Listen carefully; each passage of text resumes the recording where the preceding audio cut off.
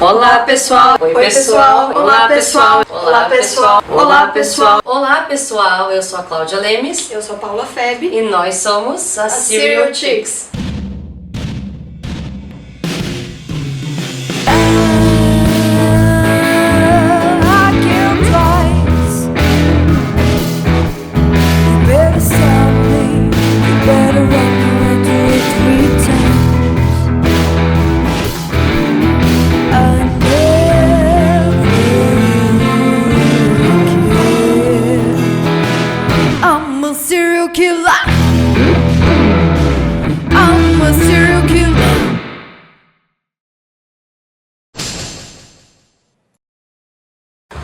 Bem-vindos ao segmento Perguntas Indiscretas no nosso season finale, onde a gente decidiu o quê?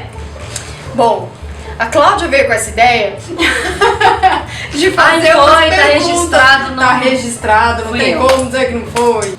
A gente fazer 5 perguntas pessoais uma pra outra. Eu sempre tive essa ideia, but here we go. Você começa, né? Eu não vi as dela, não sei o que ela vai perguntar. Medo. Ela não... Tô com muito medo, cara. Primeira pergunta para a Paula Febre. Se pudesse fazer entrevistas com um serial killer e estudá-lo, quem seria? Só um? Você tem que ir lá entrevistar, trocar ideia com ele e... Eu acho que seria o Chikatilo. Ah, oh my god, por quê? Porque ele é tão terrível quanto o Albert Fish pra mim. Sim.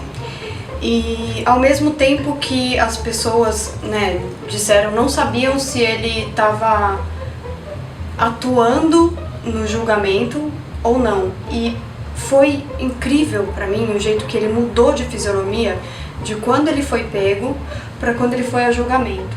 Então no julgamento ele estava fisicamente transtornado. É como se o matador tivesse tomado conta de quem ele era. Então eu não sei se ele estava tentando se livrar pra não ser morto, ou se realmente quando ele foi pego o matador tomou conta.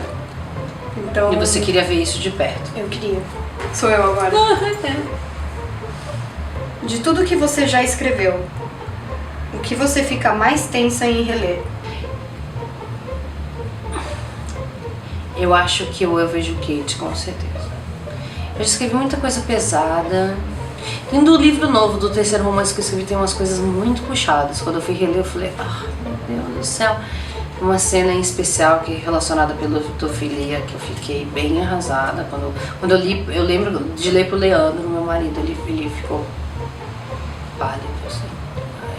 Quando eu reli, ficou mal, mas aquele ápice, digamos assim, eu vejo Kate, que é meio... não sei. É um assunto muito delicado pra mim. Talvez. Ai, que tenso. Se fosse engraçado. Isso era pra ser engraçado. 2. Se tivesse a chance de voltar no tempo e refazer algo na sua vida, o que seria? Nossa, tanta coisa! Todos os meus ex eu tiraria da minha vida. Ai, meu Deus, mas aí você não conseguiria te detectar. Não, eu sei. Esse é o homem pra mim. Eu sei. Porque beijar os sapos. Aí não, mas tem sapo que não precisa, né? Ai, não precisa, Será algum sapo por só? quê? Ai, não sei. Mas eu acho que eu teria estudado psiquiatria. Eu acho que eu teria ido pra psiquiatria, que foi uma coisa que eu não fiz. Eu levei um tempo pra entender que eu queria estudar mais sobre a mente humana mesmo, e eu já tinha me formado em roteiro. Mas isso aqui é foda. Eu também voltaria, Então, eu faria a minha faculdade totalmente. Eu escolheria uma coisa completamente diferente. Acho muito cedo pra gente escolher, cara. Eu queria psiquiatria porque eu queria estudar também em relação a receitar ou não remédios. Sim. Sabe? Quando a gente deve ou não receitar e o quanto isso pode interferir. Eu adoraria ter na uma psicologia da amiga pessoa. que pode me receitar remédios. Vai ser engraçado. Eu vou ler porque é melhor ler, Deus, é melhor ó, ler, tá é melhor aqui. ler. Tem um conto do Nelson Rodrigues em que a mulher adora casos de serial killers e o marido não entende e entra em desespero pela mulher dele curtir ler sobre esses casos. Depois, ele finalmente lê uma notícia sobre o assunto, entende o que ela gosta e eles transam loucamente se encontrando no meio dos crimes. De 0 a 10, quanto você é essa mulher? Eu não sou, por um motivo, eu sou 0. Mas não... toda a história, ok, faz sentido. Meu marido, tipo, às vezes ele olha e fala, não, tá pesado demais. Não tá legal. Principalmente quando eu interrompo.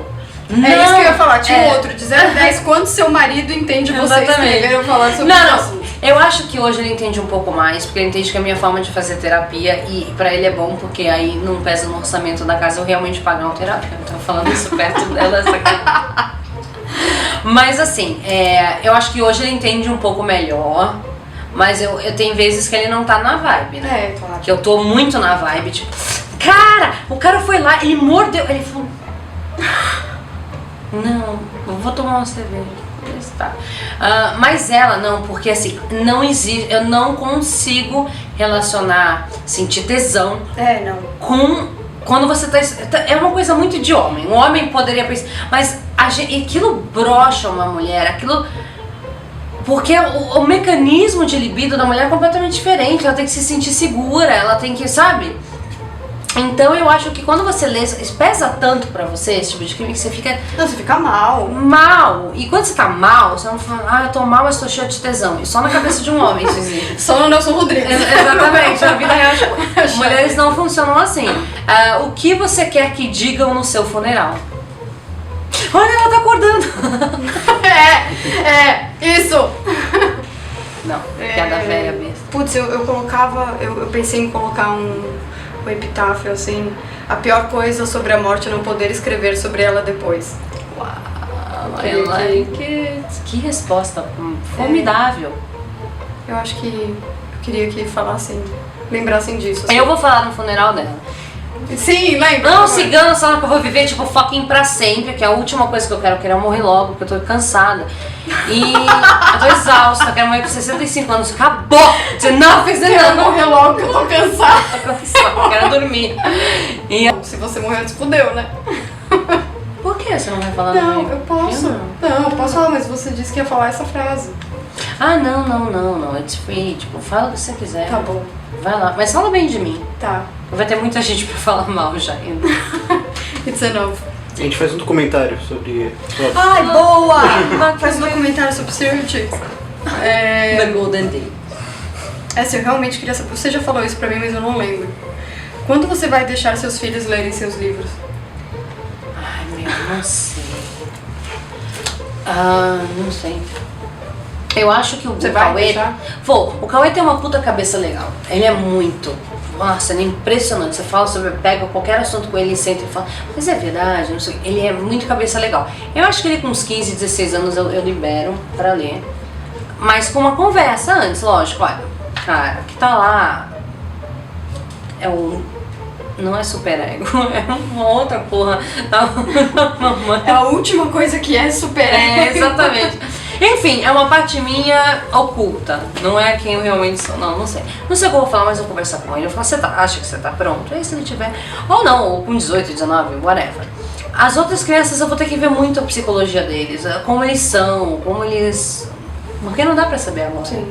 Né? A amor talvez eu tenha mais abertura por ela ser mulher.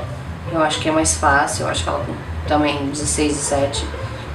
Vamos... Você tá pronto? Você quer? Se ela não quiser, ótimo. Mas se ela quiser... Sim. Qual o seu livro preferido? Nossa! Nossa! Nossa! É um conto, na verdade. O Guts, do Chuck Palahniuk. Eu acho que você encontra online, assim, de graça. É? Bora! Se serial killers são pessoas que matam em série, você é uma serial, não vale falar tique. Fuck! Para, que difícil! Que pressão! Under pressure. Eu sou uma serial... Cuidado! Child maker. Mãe em série! Eu acho que eu sou uma serial healer. Porque eu acho que eu me fodo tanto que eu me curo em ciclo, sabe assim? Então eu acho que assim, eu tive um ciclo de me fudência da adolescência, aí eu tipo, teve um momento que eu me curei dele, aí depois começou uma outra vibe de se fuder, eu me curei dele. Eu sou uma serial healer, assim, porque tudo que eu enxergo da minha história, eu enxergo em espiral. É muito esquisito, porque não é linear. Tudo é uma coisa tipo, aí volta aquilo, acontece de novo, mas aí eu já encaro de uma outra forma. I don't know. Última pergunta para Paula Ferri. Ai. Se pudesse ser testemunha de um evento no passado, presente ou futuro, qualquer coisa que aconteceu in the history of mankind, qual seria o evento? Nossa, gente. Eu acho que eu iria pra algo muito bonito, assim, porque eu não ia gostar de ver nada que fosse muito pesado, porque a gente lida bastante com essas coisas pesadas, assim. Eu não sei. Eu acho que eu gostaria de ser atendida pelo Freud ou pelo Lacan para entender como eles lidavam durante as sessões, sabe? Esse tempo que a gente ficou estudando sobre serial chicks foi bem pesado, né? É muito legal falar, mas é muito pesado pra gente. E assim, porque a gente, durante a semana, a gente revê os casos, a gente relê, a gente escreve sobre eles. Então, eu só quero ir pra bem longe de alguma coisa muito ruim, sabe? Não sei exatamente qual, mas... sei lá, um ano novo muito bonito, ou Então seria um evento seu, da sua vida? Ou não da história pode do ser mundo? um evento da história, algum ano novo, sei lá, o primeiro ano novo que existiu em Nova York, assim, tipo, sabe, Sim. comemorativo, ou alguma coisa Nice. assim, mas algo legal. Uma party. Uma festa. Exato. Eu não faço a mínima ideia porque eu responderia pra essa pergunta, ainda bem que não foi pra mim. Mas vamos aproveitar que é o season finale e vamos falar um pouco sobre essa experiência, já que você Mas comentou. calma, tem mais uma. Esqueci disso. Você preferiria virar uma cadeira na casa do Ed Gein ou ter os ovários comidos pelo Chikatilo? Desculpa, gente. O Ed Gein, porque ele pegaria a minha pele só depois que eu estivesse morta. Então, tipo assim, eu morro, eu vou pra cima, pra baixo, ninguém sabe. Mas aí eu não preciso sofrer. E aí eu ainda serviria de decoração. Eu tenho um monte de tatuagem nas costas, eu acho que ia ficar uma cadeira bem bonita. Mereço ser uma cadeira. Agora eu vou mostrar a entrevista que nós fizemos com José Rui Borges Pereira, que é desembargador e foi juiz do caso do maníaco do parque. Doutor, como o caso do maníaco do parque chegou até você? Olha, o caso do Francisco chegou até mim em função da competência da área em que os crimes ocorreram, e ali no Parque Ecológico, né, era de competência do primeiro Tribunal do Júri de São Paulo. Eu era o presidente do Tribunal do Júri na época, então a mim acabou sendo distribuído o processo, né. O que a defesa dele alegou? Como o Francisco levou a polícia até o local, porque ninguém sabia onde estavam os corpos. Ele levou a polícia até onde estavam os corpos. O que significa que a autoria delitiva não tinha discussão, porque só ele sabia onde estavam as vítimas mortas. Então, para ele levar as vítimas, a polícia ao local das vítimas, é evidente que ele matou, né? Então, não havia discussão com relação à autoria criminal, né? E que seria uma tese de defesa negativa de autoria. Então sobrou muito pouco para a defesa técnica dele, né? Tirar as qualificadoras, tentar diminuir a pena com algum tipo de circunstância atenuante. A defesa teve muito pouca chance de sucesso, porque o sucesso jamais significaria absolvição. E geralmente no homicídio, o réu sustenta a negativa de autoria. Não fui eu que matei. No caso do Francisco, ele não tinha como fazer isso, porque ele levou a polícia onde estavam as vítimas mortas. Então a defesa teve poucas oportunidades, tentou tirar algumas qualificadoras do homicídio, tentou alguma circunstância atenuante. Eles alegaram insanidade? Olha, alegaram. A doutora, eu esqueci o nome dela agora, Munhol, Maria Elisa Munhol, se me falha a memória, começou com sendo defensora dele, alegou. Nós fizemos, eu nomeei uma equipe, ao invés de nomear um médico só, eu nomeei uma equipe de 5 médicos para examiná-lo, para evitar qualquer tipo de nulidade. E ele foi considerado semi-imputável, que é uma coisa que no Brasil, só tem aqui no Brasil praticamente, poucos países adotam essa linha de semi-imputabilidade. Na maioria dos países, ou o cidadão é considerado doente mental, ou ele é considerado são. No Brasil existe o doente mental, o inimputável, né, que chama inimputável, existe o semi-imputável, que é o mais ou menos, que é o cidadão que está ali na linha divisória entre o normalidade e a anormalidade, e tem o cidadão são. Ele foi considerado semi-imputável, que dá algumas vantagens na hora da dosimetria da pena, o juiz pode aplicar uma pena um pouco menor, pode aplicar também medida de segurança, que é uma coisa que tem só no Brasil. Na minha concepção, pelas conversas que eu tive com ele, era um cidadão absolutamente normal.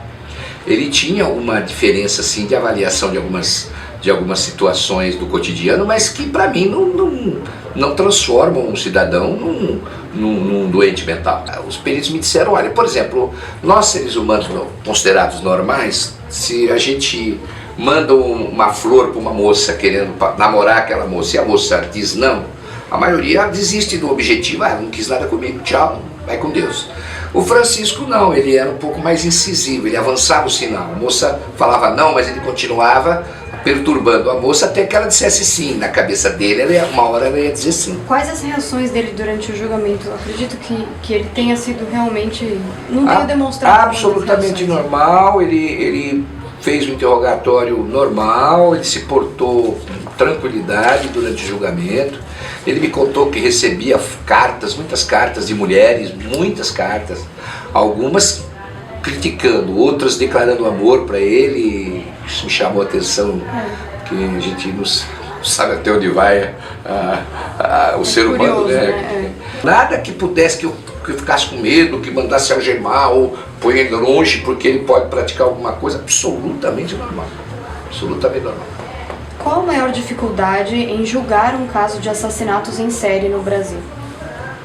Olha, eu acho que o grande problema é o caso virar sensação na mídia. Quando o caso não tem repercussão na mídia, geralmente julga mais rápido, porque não há nada que obstrua, porque a mídia obstrui. Não, a mídia não obstrui, mas a mídia, por exemplo, eu tenho que trabalhar aqui, tinha 10 repórteres para falar comigo.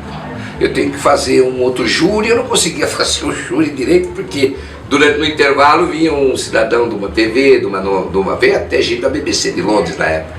Porque na época, se não me falha a memória, ele foi considerado o maior caso de serial killer do mundo. Depois apareceram outros aí com o maior número. Naquele momento ele era considerado o maior serial killer do mundo. Então existem esses percalços, mas eu acho que a mídia colabora. Colabora por quê? Porque eu acho que a mídia estando em cima, nós temos mais cuidado até para não errar. Porque processo criminal no Supremo acaba acontecendo a prescrição, porque são poucos magistrados e é difícil julgar no prazo que a lei determina. Então, eles estão criando uma força-tarefa para que não ocorra a prescrição, porque senão acaba gerando uma impunidade total, né? Porque o cidadão não é julgado, não é questão de ser condenado ou não, é questão de julgar o processo num prazo razoável, para dar uma resposta para a sociedade. O cidadão vê como exemplo. Um exemplo, se for o caso, né? Então, eu acho que é por aí. Como poder prender alguém apenas por 30 anos influencia no julgamento de casos mais brutais? Olha, eu acho que nós magistrados, a gente tem um parâmetro legal para dar pena, né? E cada crime é apenado individualmente.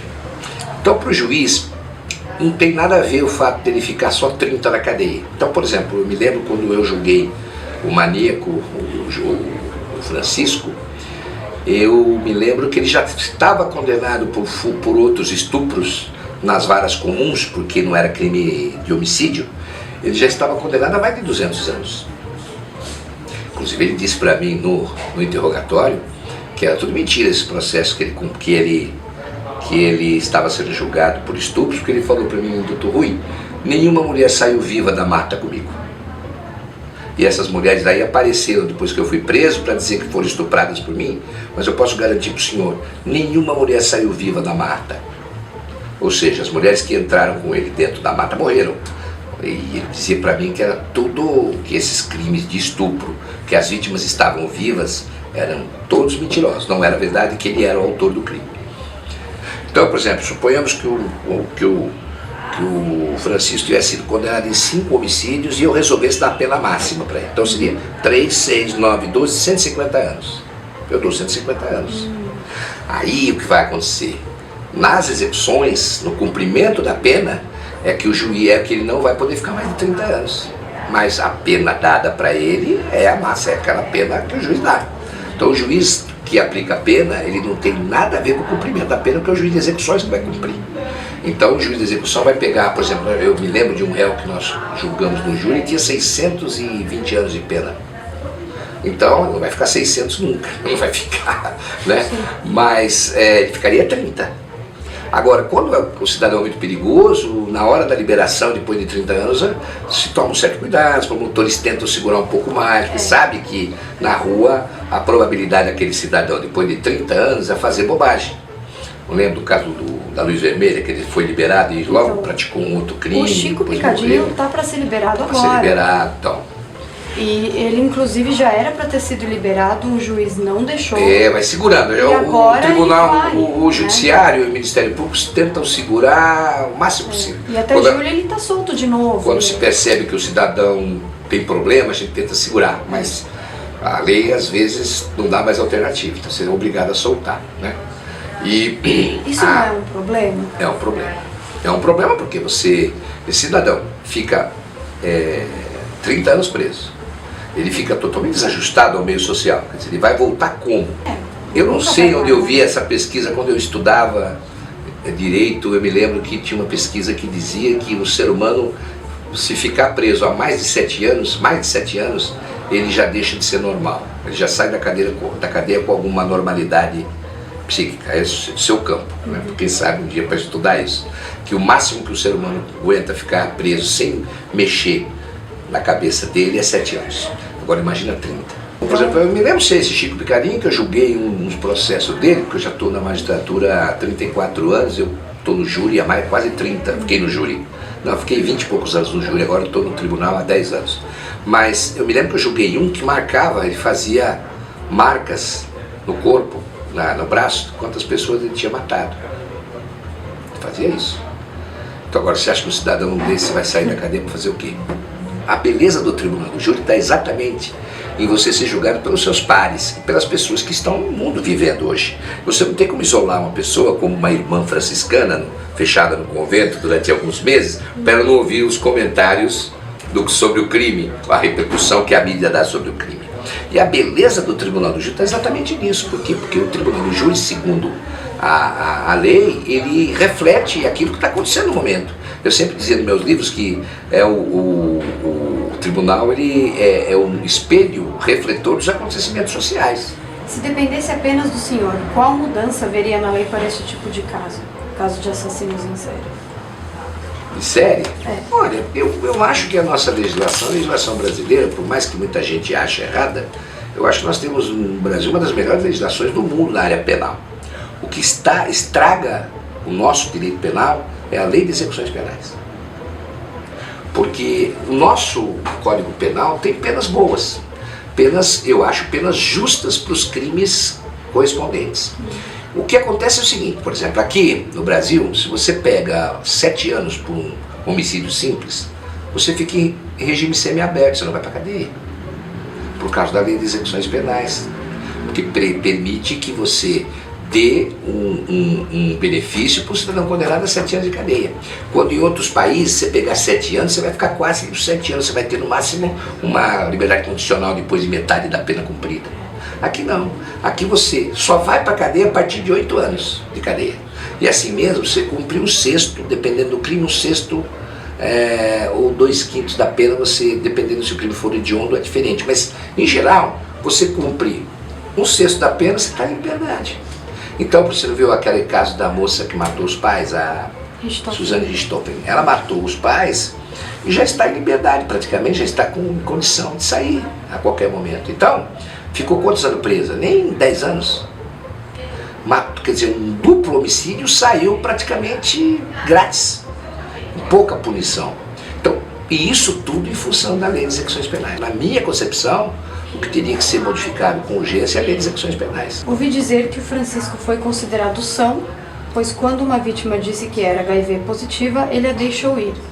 Olha, essa história do HIV positivo dele, eu ouvi dizer que houve, mas eu não fiquei sabendo. Na época dos fatos, eu não soube nada sobre isso. Eu fiquei sabendo depois, acho que numa reportagem que uma das televisões fizeram sobre... Não, mas se ele disse que não deixou nenhuma ir... É, compatível com o que ele falou pra mim. É. Ele falou pra mim, ele já me chamava até pelo nome, porque ele ia sempre lá pra fazer interrogatório. Ele falou assim, doutor, oi, nenhuma mulher saiu viva da mata comigo. Nenhuma. Eu falei, mas e esses casos que as mulheres estão comprometendo você aí, dizendo que você estuprou? Ele falou, é tudo mentira, agora apareceu um monte de mulher que eu estuprei. Ele falou, eu juro pro senhor, não, nenhuma mulher que entrou comigo na mata saiu viva. Então, aí é uma questão de acreditar ou não nele, né? Então, eu ia perguntar pelo lado psiquiátrico, né? Porque é normal um serial killer querer se proteger. A primeira coisa que ele protege é ele mesmo. Sim. Então... Todo delito, todo crime, todo criminoso tenta de uma forma ou outra, né? Claro que pode ter alguém que saia da curva, né? Mas Claro. A média, né? A média é essa. Mas se ele realmente disse que não deixou ninguém sair, nem isso cabe. Ele falou isso pra mim. Em várias oportunidades que a gente conversou, ele me falou isso. Eu achei interessante, me parecia bastante bem firme o que ele falava. Agora, sabe-se lá, né? Porque se de repente ele pode ter alguma anomalia, que ele entre algum transe, algum lapso mental, mas eu não percebi isso nele. E até pelo narcisismo, né? Olha, ninguém saiu. Ninguém saiu, sou eu, né? Pode ser? Então, é isso. Terminamos. Então, tá bom. Então, Paula Febre, como foi pra você a experiência da primeira temporada inteira do Serial Chicks? Foi reveladora de muitas maneiras, assim, porque a gente entendeu, eu pelo menos entendi mais profundamente os casos, o que fez com que os serial killers de certa forma parecessem um pouco mais humanizados pra mim. Sim. E é difícil quando você enxerga que você tá com pena de um serial killer, que você tá se sentindo mal por ele ter se tornado aquela pessoa. Eu cheguei até a falar com o Drake sobre as fotos que a gente coloca, né? E eu fiquei pensando, nossa, será que a gente vai ser sensacionalista se a gente colocar algumas fotos? Principalmente do Dahmer, né? Foi muito pesado, o Ed Gein também. E aí eu fiquei pensando, bom, a gente precisa mostrar até onde o cara pode ir, né? Como é que você não vai colocar isso, assim? Então... E se a gente não colocar, o pessoal vai procurar. De qualquer maneira, né? A carta do Albert Fish, que realmente a gente não colocou, sadismo do vocês começo ao fim. pediram, a gente até colocou depois colocou o link e tal, mas... Não, eu acho que aquela coisa, eu acho que o sensacionalismo não é o que você faz, é a forma como você faz. Pra mim foi pesado, porque a gente já estuda isso, ok, mas a gente estuda isso quando a gente tá afim. O Serial Chicks obriga a gente a fazer isso em dias e horários que a gente não tá afim e tá fragilizada. Então, eu lembro que eu tive uma semana que fiquei muito fragilizada em uma delas e pesa muito ter que reler todos os casos, porque a gente relê porque é tanta coisa que acaba misturando e a gente quer só rever algumas coisas. Você precisa ver com mais detalhes também. Sim. Acaba esquecendo, são tantos casos, Sim. né? E aí você se obriga a ir mais fundo e às vezes você não tá sempre boa. Mas por outro lado, não sei, foi muito legal por outro lado, né? Tipo... Inclusive o retorno de vocês, né? Foi muito legal, porque eu acho que a gente não tava esperando tantos comentários, tantas pessoas interessadas em... E mostrando que conversar. conhecem do assunto e estão interessadas em conhecer mais, e muita gente que aborda a gente de uma forma não tão pública e fala algumas coisas e tal. Por outro lado, a gente às vezes, eu senti isso, e a gente passa a impressão às vezes de que a gente tem todas as respostas, a gente sabe tudo, E algumas pessoas me abordam no inbox pedindo algumas coisas muito pessoais, conselhos que eu não posso dar. Não que eu não queira, que eu não me sinta grata porque as pessoas confiam em mim, mas é porque eu realmente não tenho o que eu precisaria ter para ajudar. E mesmo assim, eu como analista, às vezes o paciente chega achando que você vai dar todas as respostas para a vida dele. E ele vai sair daqui feliz e viver feliz. E assim, uma análise não é isso, né? Uma análise é ir fundo no seu conhecimento sobre si mesmo. Se você tem um sintoma, se você tem algum problema, é claro que a gente vai tratar isso, mas respostas só você tem sobre si mesmo, né? Então eu acho que assim, foi muito louco, gente. Não foi muito Mas louco. foi uma experiência muito legal e muito introspectiva ao mesmo tempo, muito gratificante. Eu adorei. E eu tô empolgada pra gente ter esse tempo também pra respirar um pouco e conseguir planejar um pouco melhor o que a gente vai fazer nas próximas temporadas, porque a gente começou meio na loucura. Então a gente não sabia direito como é que ia ser o formato do programa, a gente fazia uma ideia, mas agora pelo menos tudo fechou, tá bonitinho, a gente vai fazer uns episódios especiais, mas assim, a gente tem o nosso formatinho, então é isso aí. E a gente tá mais à vontade agora. Sim. Eu odeio me ver nos vídeos. Eu me vejo Eu nos odeio vídeos. também, eu não cada curto. vídeo eu tô assim, 40 quilos maior do que eu realmente sou na vida real. Isso me deixa putíssima. E aí meu cabelo tá sempre alguma coisa saindo aqui. A gente com a fica vontade de assim, enfiar a mão assim e arrumar. Até por isso que a gente falou, a gente não fala em fisicamente da gente, porque assim, puta, é tão difícil pra gente chegar aqui na frente Eu e falar, odeio sabe? me ver nos vídeos. Se a gente ainda for levar ai não, o seu cabelo, você é isso, você é aquilo, gente, não, pelo amor de Deus, senão a gente não tem nem Sabe que eu chego mais coragem disso esquisita aí. nos bloopers? Tipo, eu dou umas risadas e depois eu fico séria, eu faço assim nos bloopers. E aí eu falei, mas por que tá pegando comigo? Porque quando eu dou risada, é muito genuíno, é verdadeira a minha risada, né? comigo, Então, por que eu faço essa cara tão séria? E aí eu meio que fui pensar nisso, eu pensei, nossa, puta, não é isso. É que eu quero voltar a ficar séria pra gente voltar a gravar, pra gente grava muita coisa. E aí parece que, tipo, eu sou muito fake, né, nessa impressão, eu faço assim. Eu não percebi isso, eu não vi isso, é uma coisa que Mas você vê presta que atenção você- nos outros bloopers. E outra coisa, é que eu tomei uma anestesia na minha vida e depois disso eu tenho muita coceira no nariz. E eu percebi que eu tô falando sério que eu faço assim, ó. Então, Não é cocaína, gente. gente, não é cocaína, não tem nem dinheiro pra cheirar. E se eu quisesse cheirar cocaína? E eu quero aqui agradecer aos meninos. É isso que eu ia falar agora também. Meninos que, lindos, maravilhosos. Gente, eles ajudaram muito a gente. Hoje é Páscoa e eles estão aqui com a E gente. a gente tá aqui gravando. O dia inteiro. Olha, Meu Deus do céu. gente, Eles ficam com calor, suando, a gente comendo também. Doritos. Mas, ó. É um muito trabalho obrigada. voluntário. Tá. Então, assim, né, eu queria agradecer ao Bruno Sobreira, meu primo, que fez o logo pra gente em 3 segundos. Assim, eu falei, puta que pariu, a gente vai fazer um negócio. Tem como fazer um logo? Ele, tá. De repente, olha, tem esses todos. Lembra que eu te mandei? Sim, Tipo, tinha vai, 30 mil. vai. Aí ela, escolhe, a gente foi chegando no meio termo. Eu prefiro esse, eu prefiro esse. Aí a gente chegou no que é hoje. Mas ele fez, putz, assim pra gente. Então achei, cara, fofo, maravilhoso. Eu quero agradecer o Drake também, que me Drake ajuda é nas foda, edições. Muito. Ele Além trabalha de- muito. Todo mundo trabalha muito. E ele criou o unicórnio. Ele criou um unicórnio. O unicórniozinho. Ele faz a trilha do programa inteiro, na verdade, são músicas compostas Sim. por ele. É um esforço coletivo e voluntário só pra fazer isso daqui. E é um esforço que vocês não fazem ideia.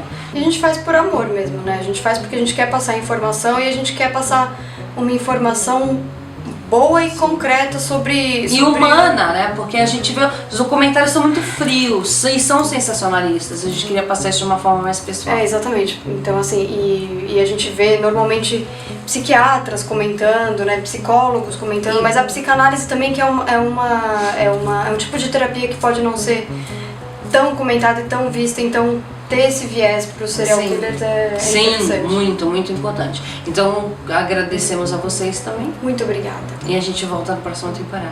Tchau. Ai, Vamos. Quem vai bater palma?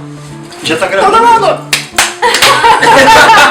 Sincronia 10. Esse foi o season finale do Season Serial finale do Killers. Serial Chick Show! Tá todo mundo! Se você conhece alguém que pode estar em situação de perigo, ligue para o número 100. No Brasil inteiro, Este número corresponde à Secretaria de Direitos Humanos e funciona 24 horas por dia, 7 dias por semana, por meio de descagem direta e gratuita. As ligações podem ser anônimas e o sigilo das informações é garantido quando solicitado.